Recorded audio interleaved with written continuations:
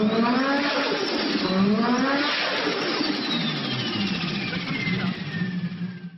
hello, hello! Let's get this transmission apart, eh? I just got the transmission all apart, and I got the input shaft on the bench, and then I got my counter shaft over here. These are the shift forks. The shift forks are different between the OBD1 transmissions compared to the OBD0. I think that's what really was the transition between these transmissions, because 90 to 91 was still OBD0, and 92 was the first year of OBD1, which I think they did like a half and half year where they still kept a cable actuating system, but they still used a lot of the hydro OBD1 internals on the 92 and 93. So this has like the good shift forks compared to these. These seem beefier, but they're like a cast steel, and this is, I feel like it's just a stronger setup from what people are saying online, that these forks are better. These synchros and whatnot, they seem a lot beefier than the stuff that was on the other transmission. So I don't know, I'm going to tear this stuff apart and see how it all looks. You can notice here when I pulled the case apart that this input bearing was completely shot. This was only a matter of time before it did a lot more damage than what is here. But yeah, this thing just kind of came right apart. And you can see there, she's junk. Guys, so I got the input shaft kind of all apart here on the bench, and I figured I would try to kind of explain at least what I know about manual transmissions in Hondas and what to kind of look for if you have like a third gear grind or a fourth gear grind or whatever, and see what we can come up with, considering I don't see a whole lot of information, at least on YouTube. There's a few videos out there. Honda Street Garage has one, In the Fast Lane has a video, and a few others. And what they're telling you is pretty much that the synchro can go out, obviously, which is going to be this guy right here. And what you want to look for on these is the brass on the inside. You want it to have like ridges, not ridges, but you want the lines to be there. Let me see if I got a bad one here. Yeah, like this one's kind of bad. Now this is just an example of kind of a bad synchro, at least in my opinion. This synchro here, you can see on the bottom, hopefully you can see it. I'll get a light. Okay, so you're gonna have on the bottom there, where the synchro actually grabs onto the gear, there's gonna be like lines and grooves on the inside, and when they smooth out and those lines wear out, it's going to become smooth, and it's actually not going to slow the gear down when the synchro slides onto the gear. The synchro normally, slides onto the gear like so, and if you push hard enough, it should stop the gear. And this one does not. You can push it as hard as you can, and it does not slow the gear down at all. So this synchro is garbage.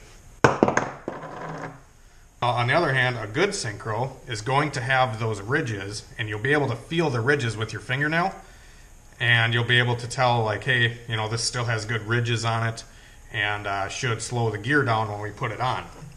So when we go to put this one on, and you push and turn, it's locked right up. You can't turn it. It stops the gear like it should. Now, this is like the factory style synchros. It's just a brass piece, and has brass insides here. I also have a carbon lined synchro from my GSR transmission rebuild that I did in my hatch a few years ago. Now this is a carbon lined synchro.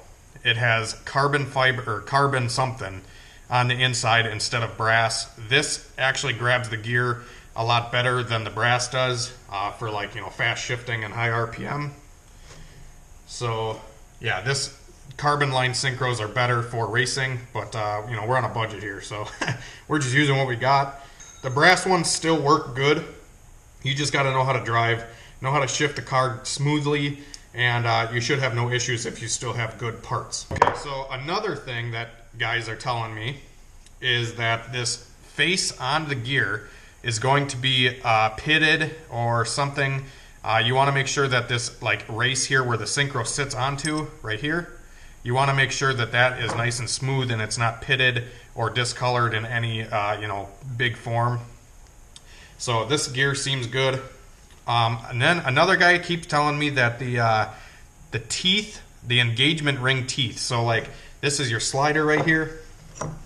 This is the slider, and this slider will actually come down onto the gear and grab it on these engagement teeth here.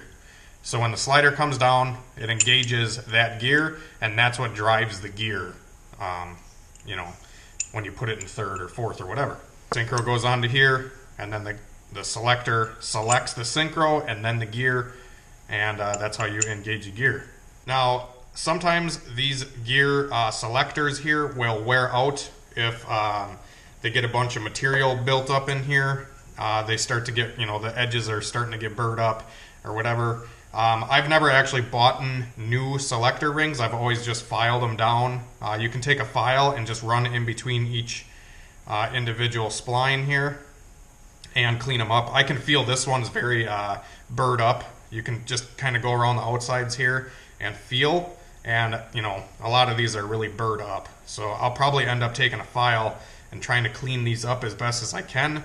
And like I said, just using a file and cleaning them up usually works just fine for me. I usually, like I said, don't buy the new selectors.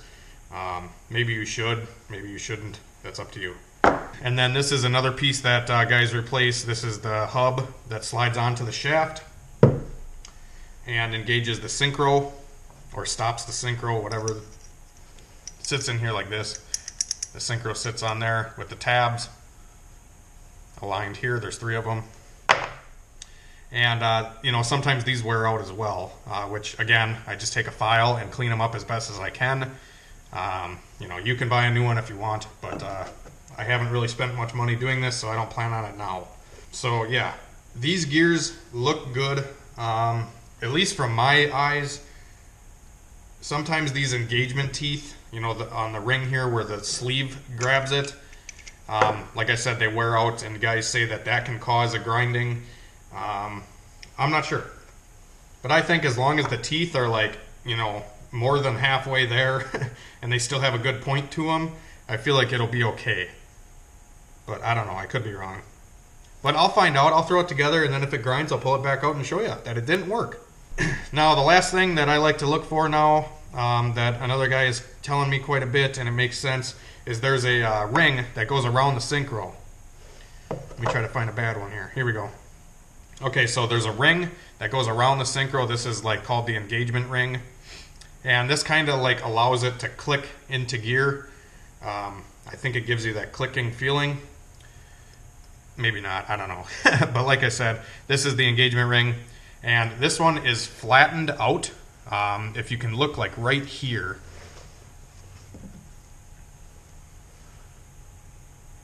This one is shiny, and it's flattened out. If you can see that.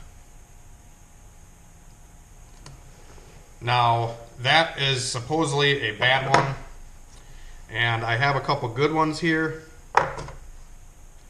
Yeah, like this one here is, it's not as shiny, and it's more of a circle form. It's not flattened out like the one I just showed you. This one is more of a circular form still, so I feel like this is a good one. Also, if you have a bad bearing on the input shaft, or on the top of the main shaft, or on the counter shaft or anything like that, it's going to actually cause the input shaft and the counter shaft to move around, and the gears are not going to mesh properly. The forks aren't going to mesh properly and be able to engage the gears properly. So it's always a good idea to make sure all your bearings are good and all that as well before you install everything into the transmission. We're going to assemble the input shaft. This is the 3rd gear.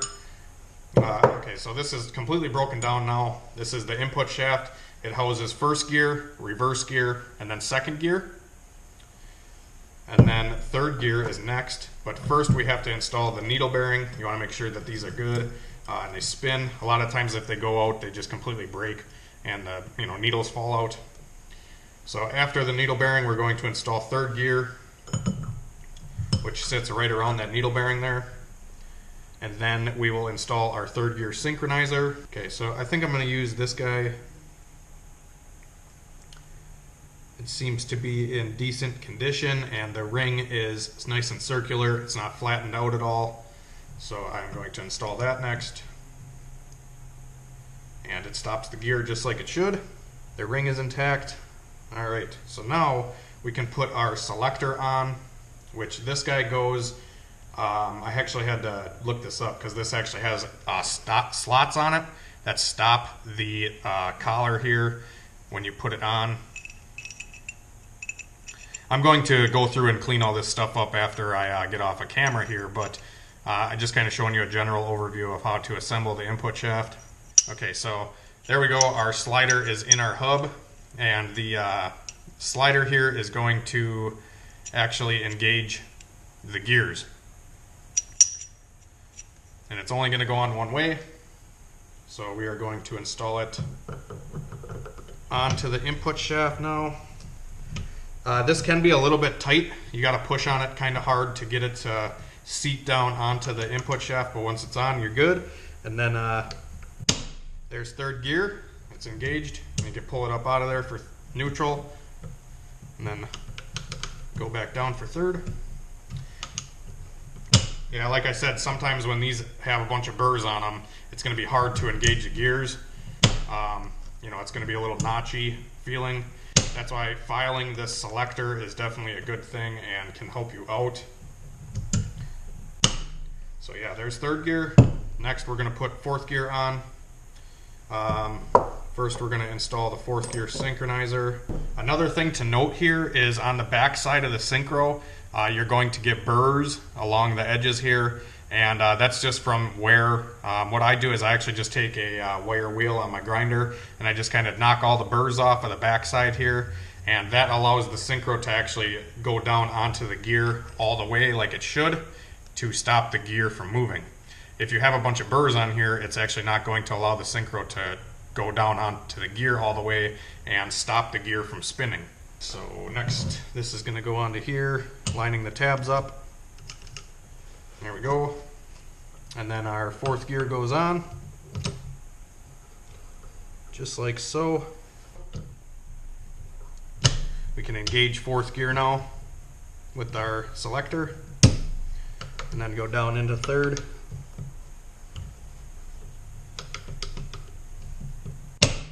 Just like that.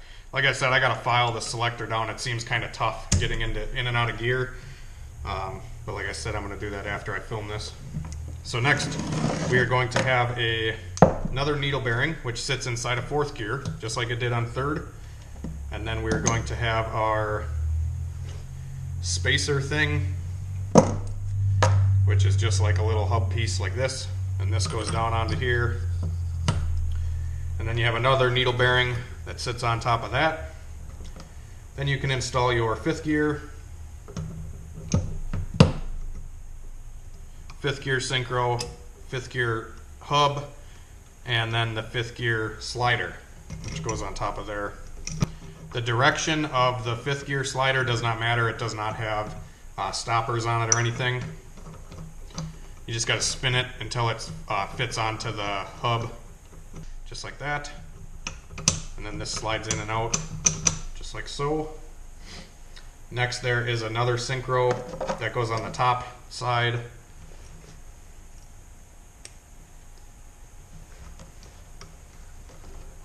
Just like so. Then we have a little spacer that fits down onto here into the needle bearing, and then our indentation key for putting the case on. And then after all that, the bearing sits on the top and then goes into the transmission. Sorry to bore you guys with a longer video. I'm just trying to explain this as best as possible so you guys can kind of understand what third gear grind is and how to identify some of the issues that could be causing your gears to grind in your Honda transmission. I couldn't find a lot of information out there. I've had a couple friends and Facebook people actually reach out to me and kind of lend me a hand and show me how to do some of this stuff. So I figured I would share the knowledge with you guys as well so I can help somebody else out. Okay guys, so I'll give you an update here on what I'm doing. I just had to swap some differential bearings around from my LS differential onto my B16 diff. The B16 differential has 66 teeth on it, which equals a 4.4 final drive, and the LS is a 64 tooth, which equals like a 4.2 final drive. The 4.4 final drive is going to make the gearing a little bit shorter, but it should make up for it because the gearing on the LS trans is, a little bit longer. So I feel like with this differential and these gears, the LS cable gears, we will have a very, very, very close to a Hydro GSR transmission. The gearing on the LS cable trans is actually shorter than the Hydro LS trans. The Hydro LS trans really sucks because the gearing is very long, but the cable LS is a little bit shorter than that. It's almost like a Hydro GSR out of the box. It's just a hair longer than a Hydro GSR with the LS cable gears. And like I said, with the B16 diff 4.4 final drive, this thing should be very comparable to a GSR Hydro trans, and that's kind of what I'm after here. And I sure didn't have to spend a lot of money doing this, which is awesome. So I'm gonna chuck this differential in, and then my gear stacks back in and everything like that. I smoothed out the collars, and holy crap, did that make a huge difference, guys. If you got some worn out shift collars, you need to fix that. Look at that. Look at that. Goes right in now. All these are butter. Yeah, hopefully this thing doesn't grind, and we can shift it good. I don't know. We'll find out. If anything, it's probably going to be a little bit better than what I got, considering the gears that were in my B16 trans were very worn.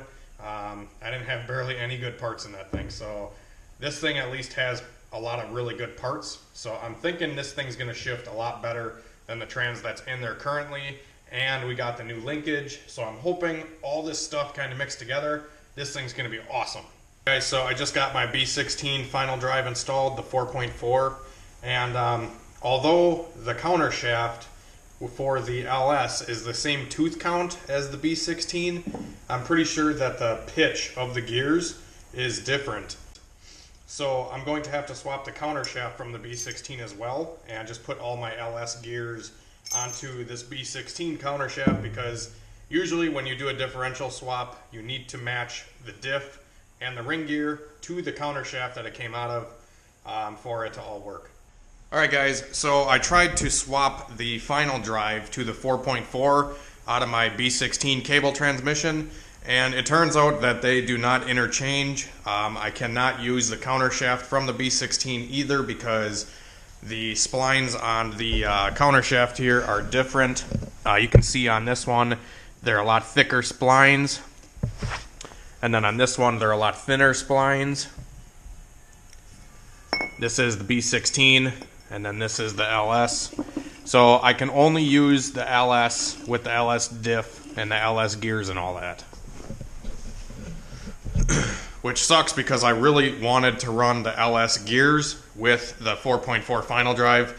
I figured that would have been a very, very good gear ratio for this car, considering it's so light. But I don't know, I'm probably just going to run it with the 4.2 final drive and all the LS stuff for now, and see where that takes us. It'll probably be a totally different car with an LS trans. Probably not as fast, but it'll probably be a lot more controllable and hook up. Because I mean, currently you could punch this car in second gear and it just blows the tires off. So I think the LS trans might be a little bit more fun, because it'll be more controllable. Not controllable, but like it'll put the power down, if you know what I mean. So it might be faster that way. But yeah, at least I'll probably have a good transmission that shifts better. Yeah, like I said, I really wish I would have been able to use the 4.4 final drive, but oh well. Maybe in the future I'll get another trans, like a Hydro GSR trans like I intended, and I'll swap all the guts over. But for now, the LS trans will do, and we'll just have to put more power to it to utilize the long gear ratio. But yeah, that's going to be it for this video, guys. Hopefully you enjoyed the little informative stuff I showed you on kind of diagnosing your transmission to know what's wrong with it and kind of know what to look for. So yeah, that's going to be it for the video. And like always, be sure to hit that like button if you enjoyed this content, and hit the subscribe button if you guys are new, and the little bell next to the subscribe button also notifies you whenever I upload a new video. So yeah, till next time, guys, we will see you later.